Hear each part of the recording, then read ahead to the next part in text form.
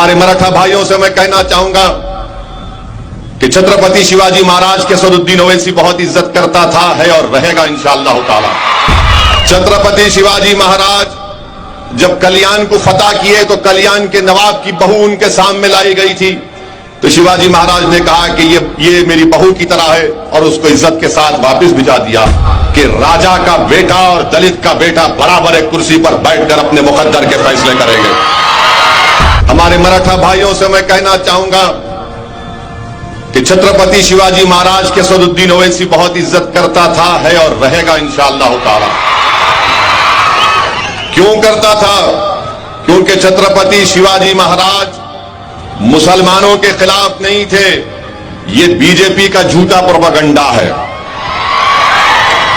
छत्रपति शिवाजी महाराज जब कल्याण को फतह किए तो कल्याण के नवाब की बहू उनके सामने लाई गई थी, तो शिवाजी महाराज ने कहा कि ये मेरी बहू की तरह है और उसको इज्जत के साथ वापस भिजा दिया। जब बोलो बीजेपी वालों, आरएसएस वालों, जब आगरा के किले में छत्रपति शिवाजी महाराज निकलकर भागे, वहां से निकले, तो कौन उनके साथ था? मदारी मेहतर उसका नाम था, वो मुसलमान था। जब छत्रपति शिवाजी महाराज तोप का जनरल कौन था?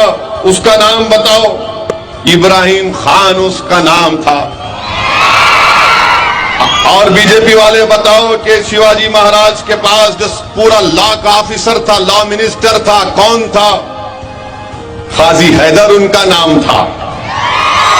और जब छत्रपति शिवाजी से कहा गया कि काजी हैदर है, मुसलमान है, तो छत्रपति शिवाजी महाराज ने कहा कि इंसान की काबिलियत उसके मजहब से नहीं होती, उसके काम से होती है। ये तमाम तारीख का हिस्सा है, मगर बीजेपी वाले कुछ अलग ही कैसेट बजाते हैं। अब आज बोल चुका हूं तो पेट में दर्द होगा, पेंचिश शुरू हो जाएगी। मगर हम हमारे मराठा भाइयों से अपील कर रहे हैं कि आप एक मर्तबा सुशील कुमार का साथ दीजिए। हम अपने दलित भाइयों से अपील कर रहे हैं कि हम आजादी के 75 साल का अमृत उत्सव मना रहे हैं, मगर यह मुल्क को आजादी सही मानों में उस वक्त मिली जब इस मुल्क का संविधान और आईन बाबा साहेब अम्बेडकर ने बनाकर इस देश को दिया, गरीबों को दिया, मजलूमों को दिया, कमजोरों को दिया।